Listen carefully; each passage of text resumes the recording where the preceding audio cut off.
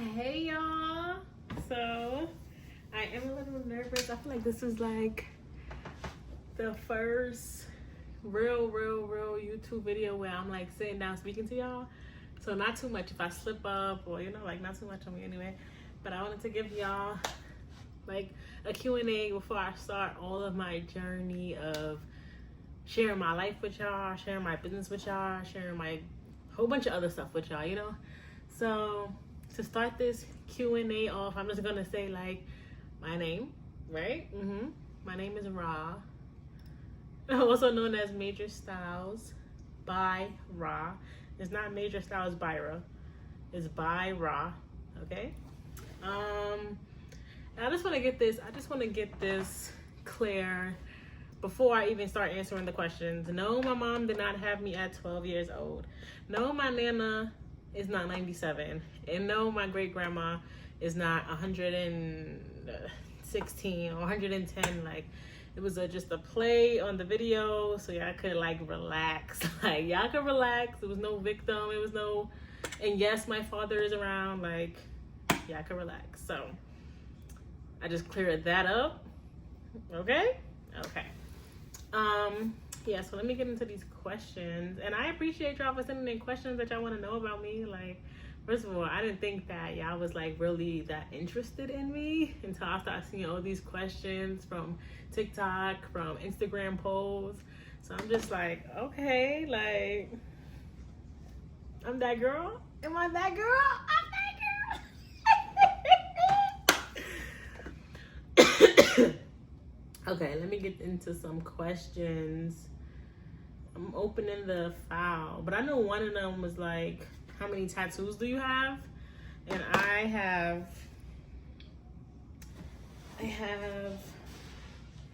1 and 2. So I got this when I was like in high school. I don't know if you can see it, but yeah. So this one, little flowers. Everybody got a flower on them. And then this one, my lovely Steph passed away, and I just had to get her. Speaking of that, I'm in Vegas right now, and I love Steph so much, like, and she loved Vegas. So y'all know what I did? Hold up.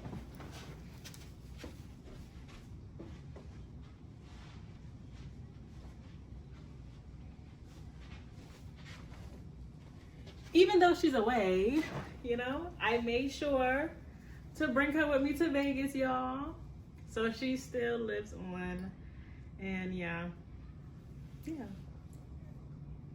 And she used to call me Becky because I was a white girl. She used to think I was a white girl. But yeah. So yeah, she in Vegas with me. This was her favorite place, or one of her favorite places. So I made sure I packed her in my suitcase. But yeah, so I have those 2. That counts as 2. Then I have my nana's name. So that's 3. And then I have Mashi. This one, it says and then, and my best friend has through thick matching tats with your best friend. And then I have, this was my very first tattoo. It's my mom's name, and I knew like since I was in high school. No, I got this one when I was out of college. So when I was in high school, I knew in order to get a tattoo, I had to say, I had to give my mother's name, who, like, like to make her seem like, clock it. But yeah, so 1, 2, 3, 4, 5, and then yeah, I'm not taking off my sweater because I don't really got a shirt on right now, but I have a piece right here, and it says, you don't know how strong you are until being strong is the only choice you have. And it's like a person's face. So 1, 2, 3, 4, 5, 6. And then I got one on my back. It's an owl, my favorite animal. The baby owls. Baby owls are so adorable. So I gotta sign into my iCloud to see these. I'm confused. Technical difficulties here, y'all. Hold on. I know, because I saw it. Oh, what hair cut / style are you most proud of? And what's the favorite style you did on yourself or something like that? I'm gonna show y'all. My favorite style, well, one of my favorite styles is this one right here and this one right here. I don't know if my fingers are in the right spot, but gonna add them somewhere right here, okay? Okay, yeah, those are my favorite ones. Okay, bye-bye. So I was having some technical difficulties with getting the questions, but I got them now. So, yeah. Let me start off. There's so many, y'all. Like, it's really so many. These are the only ones that I saw. So I could just go and think. But, okay, so how did you learn how to do, I'm gonna just go around. How did you learn how to do hair? I learned how to do hair from, well, my mom did hair when I was young, but my mom did hair when I was young, but she didn't do like what evolved now. Like she did like, you know, sew-ins. And I used to just watch her and play on my doll and stuff. And then I didn't even really like get into hair until I was in college. And I feel like this is one of the questions, like, when did you start doing hair? So when I was in college, I went to University of Albany. Shout out to UA. I went to University of Albany, and I didn't start doing hair until probably like maybe like sophomore year for real. Because before, when I got there, I was just doing it for fun. But then I'm like, yo, this is a business. Like, yeah, broke college students on campus. Like, this is a business. Let me start charging for my craft. And then around that time, this is when like front twos and closures and everything started to get like lit. So I had to go on YouTube and, you know, learn. And shout out to my best friend, because I used to practice on her. And some of them styles in the very, very beginning was not it. And that girl faithfully went to class. And I feel bad now. But now, like, I could do something. But then she gonna go ahead and get dreads on me. So I hope you see this, because that was for you. But yeah, so that's when I started. What made you start doing hair? Same type of thing. How do you build clientele in a new city? I'm licensed, but I'm struggling. So building clientele in a new city, I never actually had to like start out. Like, let me not put it like that, because I had to start out when I came from college. Because when I was in college, it was like I had the whole campus as like my ground to find people. But when you go to another city, it's not like you're secluded in one space. So my when I came back, because I started in Albany, so when I came back to Brooklyn, because I'm from Brooklyn, New York, when I came back to Brooklyn, I didn't have no clients or nothing like that. So I definitely did join some Facebook chats. I'm not in it now, because I joined the Facebook chats and I met like the hair community. I started taking little clients from there, and like building my portfolio on Instagram, and that's really how I did it. But then I stopped with the Facebook chats because it was giving unwanted personalities, like unwanted, I'm gonna be honest, it was giving a little ghetto. Like and then at this time I wasn't in a shop. I wasn't like, you know, I didn't have my own space. Like I probably was in my nana's kitchen or my nana's living room, or like my mom's like you know, like I was just not to be having all of the extraness in my space. So I did stop after a while, and I just like, it was like word of mouth. Just keep posting, like literally just keep posting your content, keep posting. Even if you get 1 like, 2 like, 3 likes, keep posting it, because at the end of the day, I used to be that person that was getting 1 like, 2 likes, 3 likes, and now when I post something, it gets 10K, 20K, 30K, a million, like, you feel me? So it's like, it's just consistency, especially if you're in a new city. You want to keep posting, you want to keep putting that hashtag, like wherever you're from, if you're from Brooklyn, New York, Atlanta, like just keep putting that stuff on your stuff and just keep pushing. Like, don't give up, like just keep doing it. Just keep doing it. I would say you could do some sales, but like not OD, because then if you keep doing sales, like people are only gonna look at you when you're doing sales. Like they just like, oh yeah, I'll just wait for a sale. They're not gonna book you regularly. So yes. Did you have any points in your business when you wanted to give up, and why? I don't know if I like wanted to give up, but like I definitely had some points in my business where it was like, this is a lot. I don't know what I want to do. Like, this is a lot, but I know like I didn't want to stop. Like, and I know I didn't want to stop because I'm about to get a little personal right now. So when I got my breast reduction, yes, I got a breast reduction. When I got my breast reduction, it didn't go as smoothly. So like, I had big breasts. Like, not no regular double D's, triple D's. I had elemental P's, XYZ's type shit. So yeah. And they took out 70% of my breast, and they tried to like close it back up seamlessly, like no stitches, like just with the tape, and that did not work out. One of them ended up opening. So I'm gonna give y'all a timeline. So like October, not this October, I had my breast for like a little 3 years now. So October, I got my breast reduction, beginning of October. By the end of October, my breast was open, like it was open. So the beginning of November, I had to get an emergency surgery to close that breast back up. Like, it was literally hanging. If the pictures wasn't so explicit, I would definitely add them in here, but I don't know like if I would get like banned or something, so I'm not gonna do that. But they were open. And then so I had the emergency surgery November, right? So I'm not doing hair October, I'm not doing hair November, and then the ending of November, like around Thanksgiving, I'm like, okay, I'm about to start back doing hair in December. I've been not doing hair for 2 months. So December come and I get sick.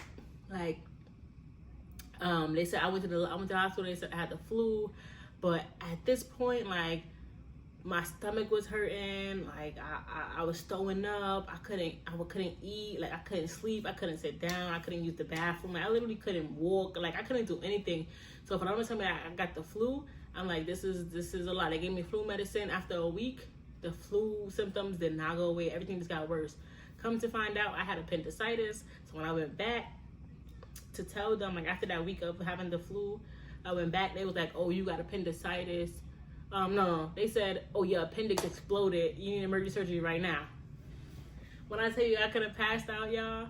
So now I'm about to go get an emergency surgery December, like the first week of December, first few days of December. I had to cancel all my appointments down. I tell you, I was so crushed because December, I'm like, yeah, I'm about to get back at it. I was so crushed.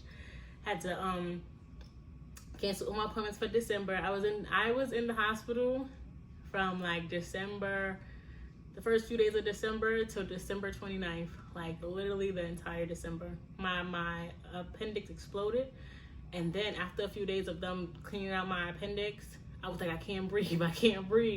They're like, you should be fine, you need to walk. I'm like, I really can't breathe. After a few days of me saying I can't breathe, they checked me out. So when my appendix exploded, some of the fluid got to my lung, and it was basically closing up my lungs. So I was basically on my deathbed. So then mid-December, they had to put a tube in my back to drain it out from my lungs, and then I was able to leave December, but I still had the tube in my stomach to finish draining out the appendix that burst. They said they couldn't get all of it because if they would have tried to get all the little pieces, it would have damaged my insides even more. So I still had that tube in me. So when I left the hospital in December, I still had a tube in my stomach that was draining all of the access appendix explosion.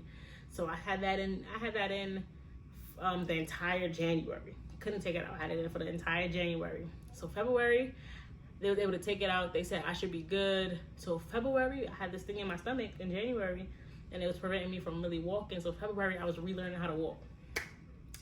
So you guys, I haven't done hair since October, November, December, January, February. March come, and when I tell you I could have cried when I was able to do hair, like I could have cried. So in those 6 months, I knew, like, even when I feel like I want to give up, I know I'm not going to give up, because in those 6 months when I couldn't do hair, I felt like all hell was about to break loose. So every time I think that I'm about to give up, I think about, like, yeah, if you give up, like, what are you going to be doing? Like, yeah, I'm an accountant, but, like, you're going to feel how you felt in those 6 months when you couldn't do hair. Like, don't ever give up.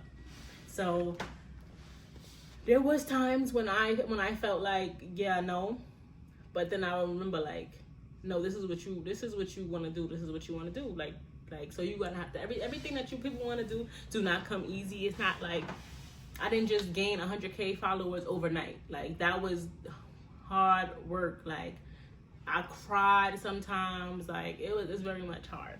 So definitely did have some times when I felt like I wanted to give up.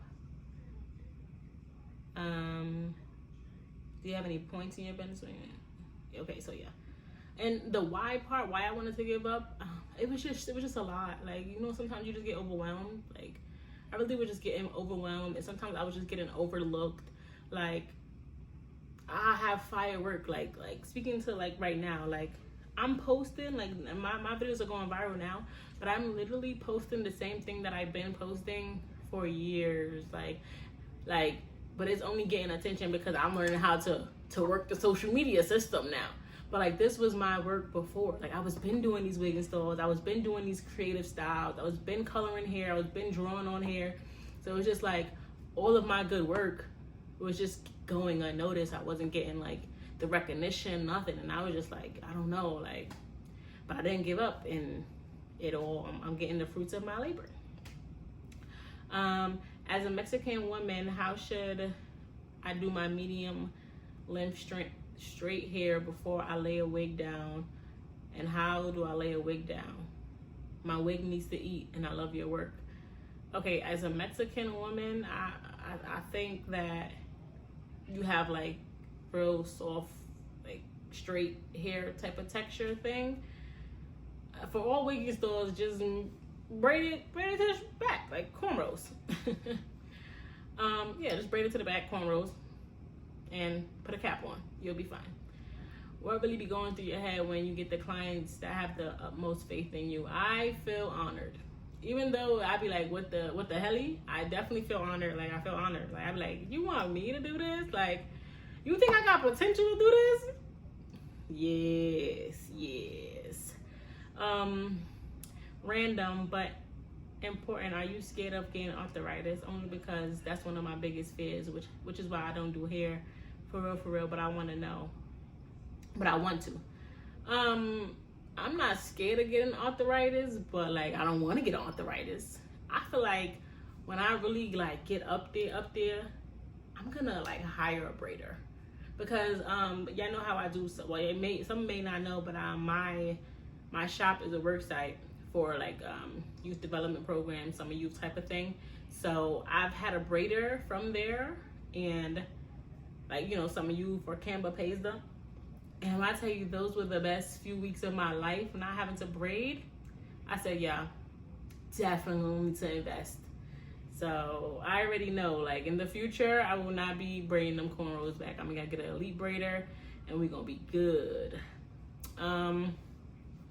What keeps you motivated? So what keeps me motivated is honestly seeing my clients' reactions, like my clients' reactions to like when they feel even more prettier than what they came in looking like. Even though sometimes we have bad hair days, I just be like, wow, like, look at the smile that I made. Like, that keeps me motivated. Even when I'm like down, or like I'm just not feeling it, like I'm just going through so much in my life. Like, I just feel like hair and doing hair is my happy place, and it just takes away a lot of problems. Like, not, and I don't take away problems, but it just like make them real small in that moment, and that in them 2.5 hours that I'm with a client, we're talking. Even if we're not talking, like, I'm still doing my job. So I think that's what keeps me motivated. My clients keep me motivated, like, because then I'll have some clients, like, if I'm feeling down, like, they actually, like, I don't post everything, but like some of my clients come to me, and I don't know if God sent them to me, but some of them really be coming to me, and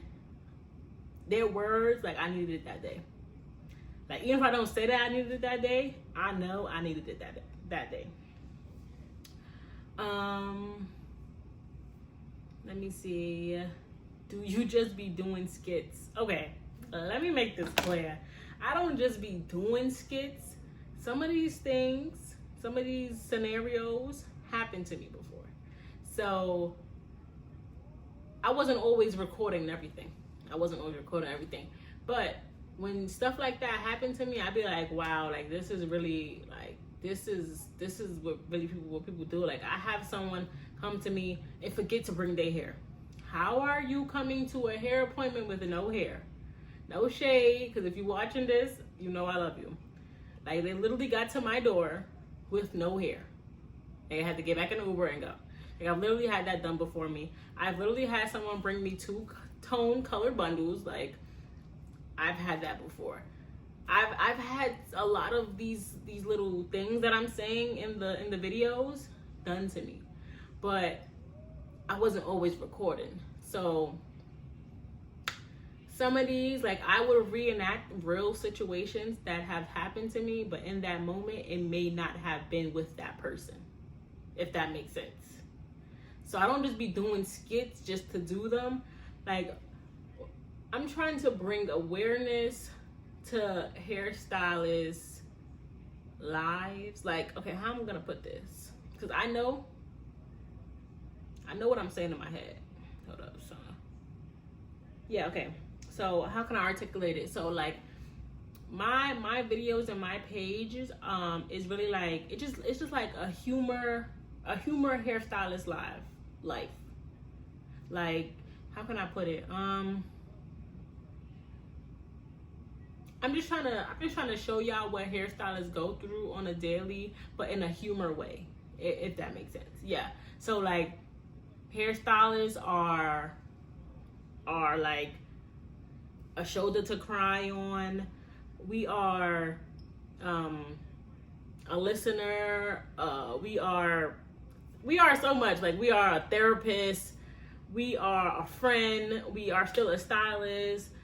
We could just be so many things, and like, you feel like you can confide in us. Like, when you sit in your stylist chair, it's like you and the stylist, and that's your ace boon coon. Like, you could have somebody that come to you once a year on their birthday because they don't get their hair done, but like, y'all catch up in that one day, y'all catch up in that one session. So, like, I just make my videos like around that. Like, literally, these are some of the things that hairstylists go through.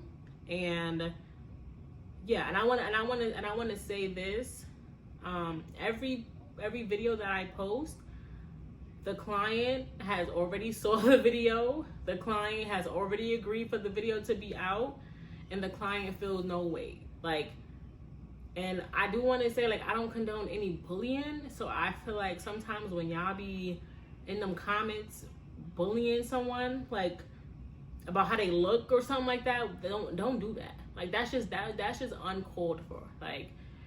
Like that's very uncalled for. And when I say how they look, I mean like their personal features, like not the hair, clearly not the hair, because we're gonna do that. That's a part of the video.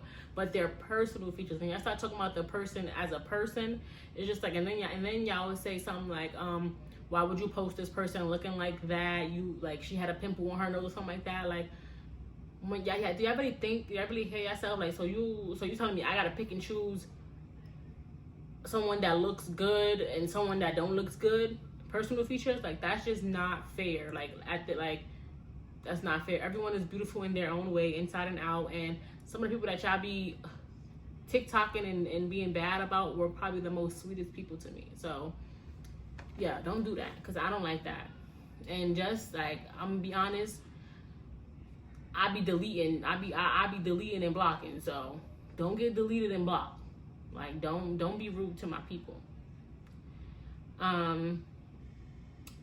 Yeah, how many clients can you take in a day? My schedule is all over the place. It's not all over the place, but it's all over the place, because I am an accountant. That is my 9 to 5. So 9 to 5 accountant, and then I will start hair 6 and to like 6 to 11:30 or so. So 9 to 5 accountant, and then I have Monday to Friday 9 to 5 accountant, and I'll take a 6 p.m. and I'll take a 8:30 p.m. Monday through Friday. On Saturdays, I do a 9 to 9. On Sundays, those are my only days off. Like, my only day off. So if you really need a Sunday appointment, that's why I have, it's an extra $60. That's my only day off. Like, I'm not coming in for no 160, you know, like, I'm not doing that. Shop is closed, I gotta open the shop. Like, this is my only day off. So I want people to like really think about that. Like, I am doing accounting, I am doing hair appointments, I am running a shop, a business. I have tenants. Like, I have my own family, but being the owner of a business, that means that's your family too. Like, you can't be an owner of a business with people under you, like tenants or so, and not care about them. You can't do that. That's just not gonna work out. Like, I wouldn't want no boss that didn't care about me and only cared about money. So it's just like, I have to make time for them. I have to, like, I can't just, like, this is my name. So at the end of the day, I'm just trying to spread myself, Sometimes I'll be like, maybe I'm spreading myself too much everywhere and not giving enough time to myself, but I just be trying to, like, keep it all together. Like, if I was to sit here and tell y'all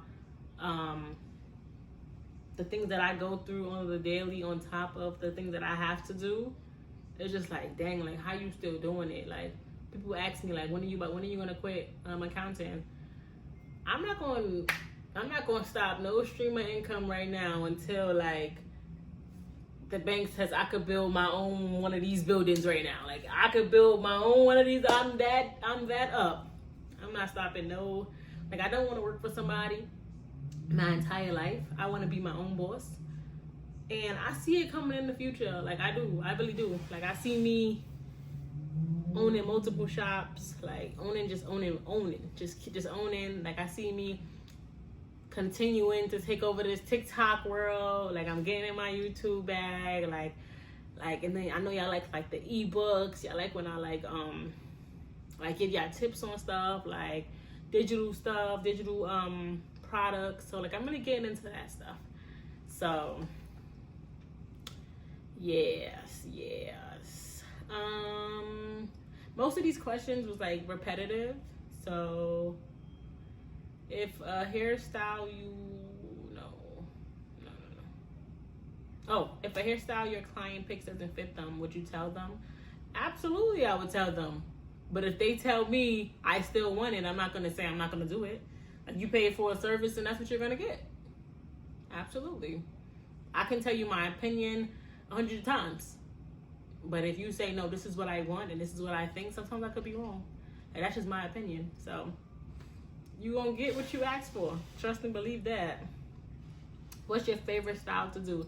My favorite style to do is, I don't have a favorite style because I love creative styles. So my favorite style to do is a creative style. What is your least and favorite thing about owning a business / shop? My least favorite thing about owning a business is owning the business. That is my least favorite thing. And what I mean by that is, like, because I own the business, all of the problems are on me. Like, all of the problems are on me. I can't, like, all right, well, I'll save it for later. So they'll do it. No. Like, when I'm in the house and something happened, or my mom be like, wash the dishes. In my head, when I save it for later, I know she's gonna wash the dishes. When I'm in a shop, somebody say, oh, we ain't got no tissue, I cannot save that for later. I gotta go get that. You feel me? So that's my least favorite thing. My favorite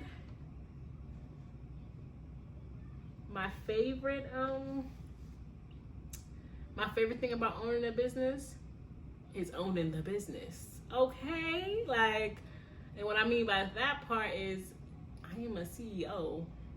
Like, that like when you really think about that, like, what 26-year-old got their own shop in Brooklyn right now that, like, is really on her sugar honey iced tea? Like, she's on her sugar honey iced tea.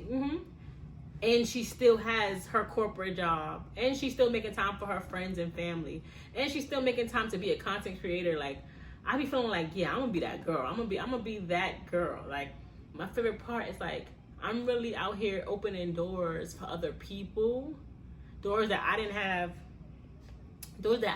when I was, an up and coming entrepreneur. Like, I really have other people that really want to work in my shop, in these suites that I built on a piece of paper to better their business.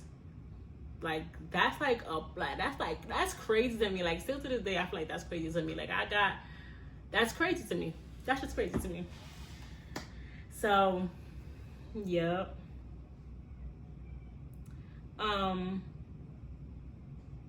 Yeah. Oh, last but not least, the dog. Like there's more, but what's your craziest client? My craziest client? I don't know. Oh, y'all. I wouldn't say this is my craziest, but this is one client, like stuff like this, like I would make into a video. Like my client brought me a curly wig, a curly frontal wig. Keep in mind, it's a curly wig that she wanted wet.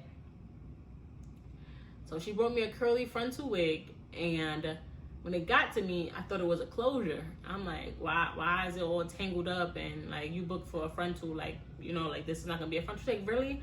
I'm like, yeah, what happened? She said I was rushing. She washed the wig and she didn't want the wig to come wet, so she put it in the dryer.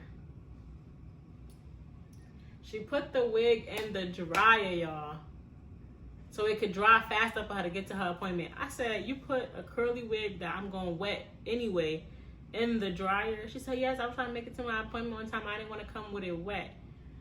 I know I'll be like, you know, come with dried hair, but like if it's a curly wig and I'm about to wet it, you don't have to dry it. So now we put it on the wig, and I'm like, and she's insisting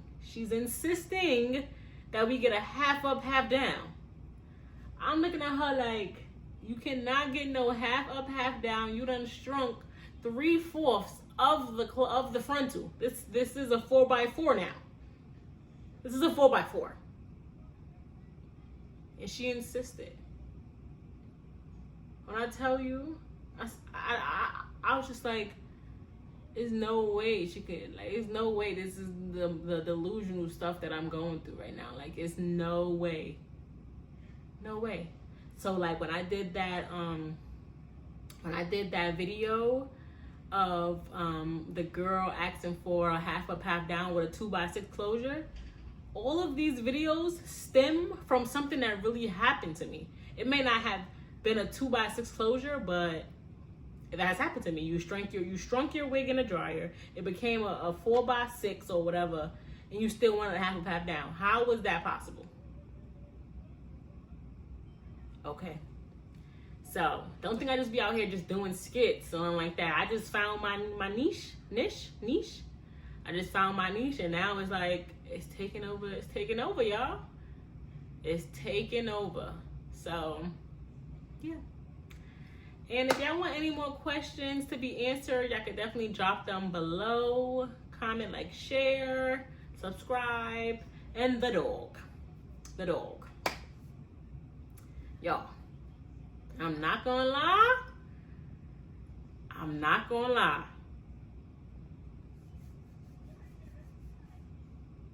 You gotta wait till she posts her story. That's it. That's if she posts a story. Honestly, like I said, I don't post anything that doesn't get approved by my client. So, clearly I don't got okay right now. So it's not on me. It's not on me. If she want to share her story, she can share her story. I just want to tell y'all right now, I got a little preview. Yeah, I'm so ATL. She ate that. She ate that one little thing. Yes. Okay, thank you for coming to my first Q&A. I don't know if I missed some questions. I don't know, but yeah. So, thank you. I hope you guys enjoyed. If y'all want to know more about me, yeah, just ask the questions. I may put like a part 2 if y'all have more questions, and yeah. And we are the Styles family, okay? We are the Styles family. So just hashtag the Styles family in the comments if y'all are excited for my journey. Hashtag the Styles family. Mwah.